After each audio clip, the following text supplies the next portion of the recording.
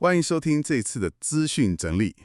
今天呢，我们来聊聊，就是关于半夜醒来呀、打呼这些事。还有一个大家可能听过，阻塞型睡眠呼吸中止症，就是所谓的 OSA。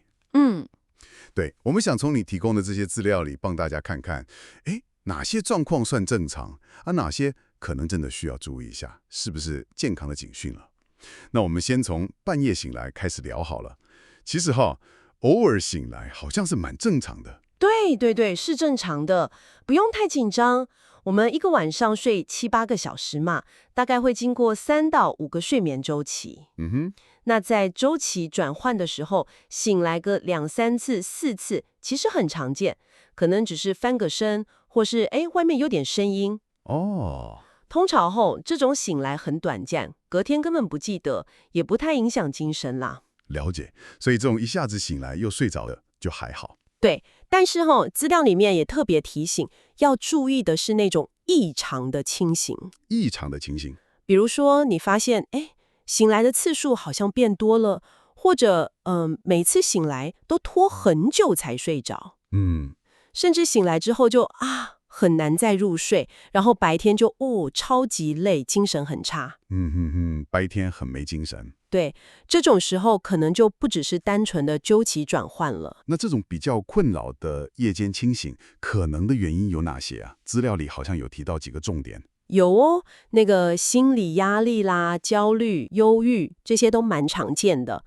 特别是有些人如果是忧郁症的状况，可能常常凌晨3-4点就醒了，然后就睡不着了。哇，那很痛苦哎。对呀，再来就是我们刚刚提到的睡眠呼吸中止症 OSA， 因为睡觉的时候那个呼吸道可能塌下来，呼吸不顺，甚至停掉，缺氧了。对，身体缺氧，大脑就会把你叫醒，赶快呼吸。原来是这样。除了这些，还有一些生理上的问题，像是心血管的状况啦，肺功能不好啦，胃食道逆流，肚子不舒服，也可能让你睡不好。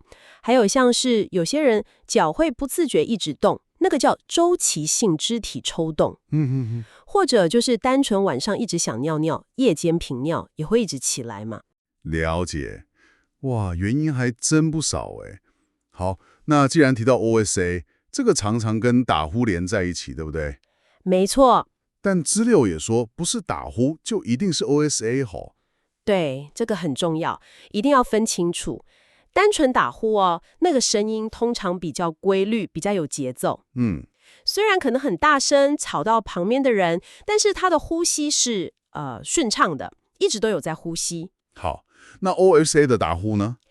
OSA 的打呼就很不一样了。通常声音会非常大声，而且很不规律。可能打呼打得像雷一样，然后突然 go 就没声音了。没声音。对，那就是呼吸停掉了。医学上是说，通常停超过10秒，停了之后，他可能会突然很大力的喘气，或者像是被呛叫一样，咳咳咳，然后才又开始继续打呼。所以关键就是那个呼吸暂停。呼吸暂停。对，这会让身体缺氧。一个晚上可能发生几10次，严重的甚至几百次都有可能。天哪，几百次！所以如果说，家人发现我的打呼声会这样停掉，或者我自己白天真的累到不行，就算睡很久也没用，很想睡，注意力不集中，甚至早上起来头痛。对。就算我不记得半夜有醒来，这些也可能是 OSA 的警讯呢。完全正确，你说的这些都是非常典型的症状。那要怎么确定是不是 OSA？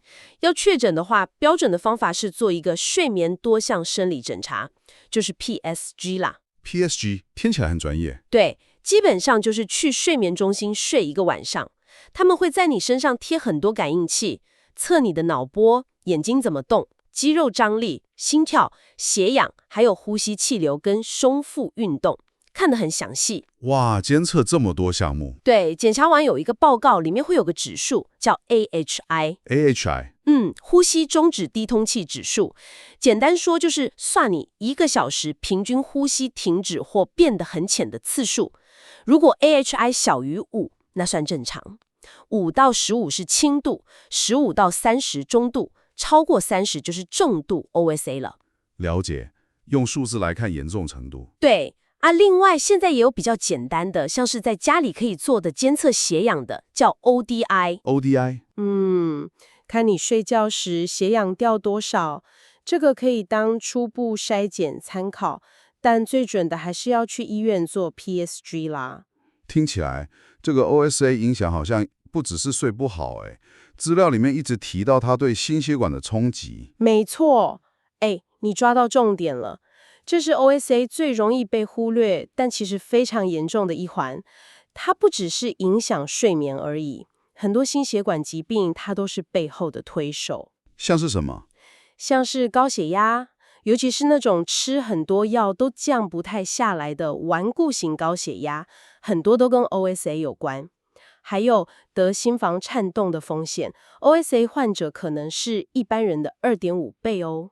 2倍半。对，然后心脏衰竭、冠状动脉疾病，就是心脏血管堵塞那些，风险也高出大概2到3倍。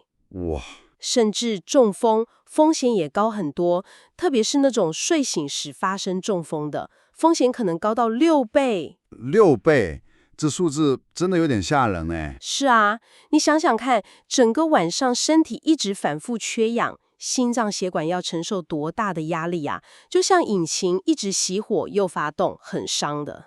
这比喻很贴切。那如果确诊是 OSA 怎么办？有方法处理吗？有的，还好现在有很多有效的治疗方法。目前最主要、效果也最好的是那个持续正压呼吸器，就是 CPAP。啊，我知道，戴面罩那个。对，睡觉的时候戴个面罩，机器会打出稳定的气流，把那个塌陷的呼吸道撑开，让你呼吸顺畅。那如果是比较轻度、中度的患者，或者有些人真的戴不住 CPAP， 可以考虑用止鼾牙套。牙套？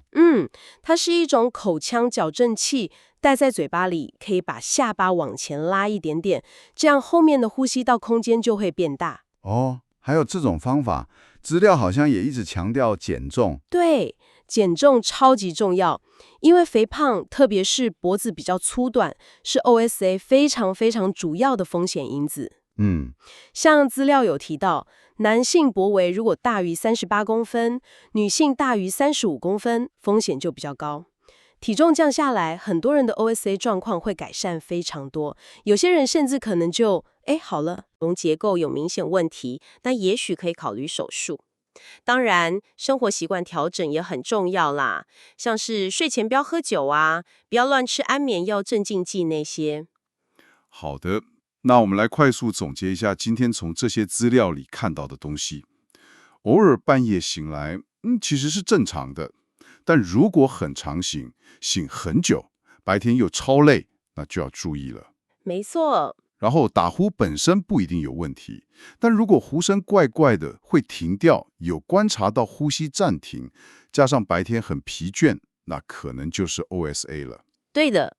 OSA 其实蛮常见的，但真的很多人不知道自己有，或是不觉得严重。特别是体重比较重啦，中年以上的男性风险比较高。它不只影响睡眠，最重要的是，它会让高血压、心房颤动、心脏衰竭、中风这些心血管疾病的风险高很多。但好消息是，可以透过睡眠检查去诊断，而且治疗方法也很多元，像 CPAP、牙套、减重手术等等。了解，知道这些资讯真的可以帮助我们更留意自己还有家人的睡眠状况。最后，根据我们今天讨论的这些，留给你一个问题思考一下。既然这个睡眠呼吸中止症跟高血压、心房颤动这些心血管问题关系这么密切，而且这些心血管问题有时候看起来好像跟睡觉没什么关系嘛。那你觉得未来有没有可能把 OSA 的筛选变成心血管健康检查里面一个更常规的项目呢？这或许是个我们可以多想想的方向哦。确实值得思考。好的，非常感谢你的参与。